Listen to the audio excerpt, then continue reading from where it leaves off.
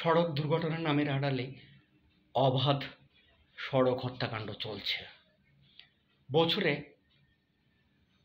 সড়ক দুর্ঘটনার নামের আড়ালে সড়ক হত্যাকাণ্ডের শিকার প্রায় ৩২,০০০।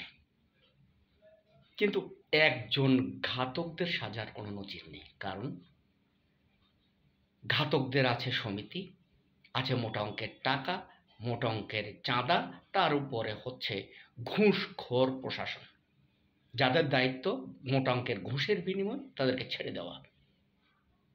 এরপরে আছে রাজনৈতিক ছত্রছায়া, কারণ এই পরিবহন সেক্টরকে রাজনৈতিকভাবে তারা ব্যবহার করার জন্য ব্যবহার করে। শাহজাহান খান,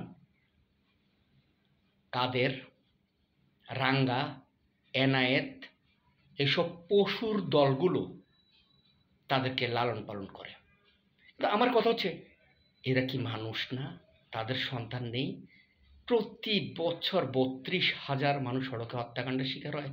আর শাহজাহান খান বলে ভারতে এর চেয়ে বেশি হয়। আবার তারা দাঁতটা বের করে বলে সড়কে মানুষ মারা হচ্ছে তো কি হয়েছে, আইন তো আছে, প্রতিটি হত্যাকাণ্ডের জন্য ৩ লক্ষ টাকা দেওয়া হবে। আরে কুকুরের বাচ্চা, তুই তোর সন্তানটাকে আমাকে দে, আমি তোকে ৬ লাখ টাকা দিব।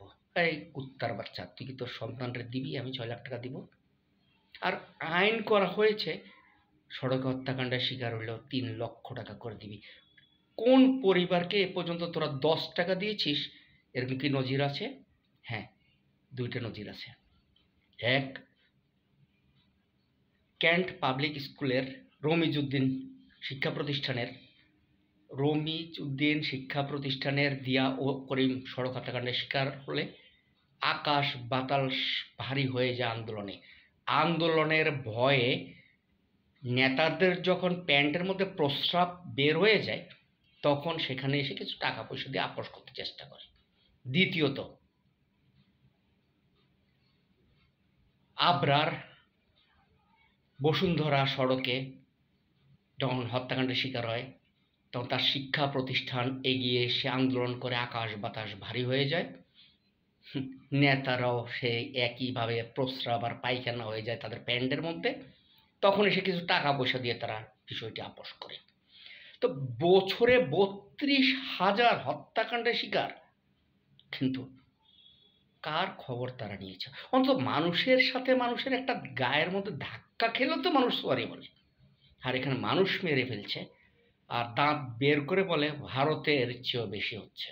আরে কুকুরের বাচ্চা, জারজের দল, তো মানুষ নাকি? আর সেন্ট জোসেফ শিক্ষার্থী আদান তাসিন সড়ক হত্যাকাণ্ডের শিকার হলো। সেন্ট জোসেফের শিক্ষার্থী, শিক্ষক, প্রিন্সিপাল, অভিভাবকরা মোটা অঙ্কের টাকা খেয়ে নীরবতা অবলম্বন করেন, রহস্যজনক ভূমিকা পালন করে। যে শিক্ষা প্রতিষ্ঠানে আদনান তাসিন পুরো জীবন কাটিয়েছে বারিধারা স্কলার্সে, সেখানকার শিক্ষক, শিক্ষার্থী, সহপাঠী, অভিভাবক কেউই তাকে সহানুভূতি দেখালো না। কারণ এগুলো তো পশুর চেয়ে নির্মম। জোয়ার সারাবাজার বাস স্ট্যান্ডে বিকল্প না করে ফুটওভার ব্রিজটা সরিয়ে নিল। এই এলাকার লক্ষাধিক লোকের বসবাস, কিন্তু একটি মানুষও প্রতিবাদ করলো না। প্রতিবাদ করতে হলে পুরুষত্ব লাগে।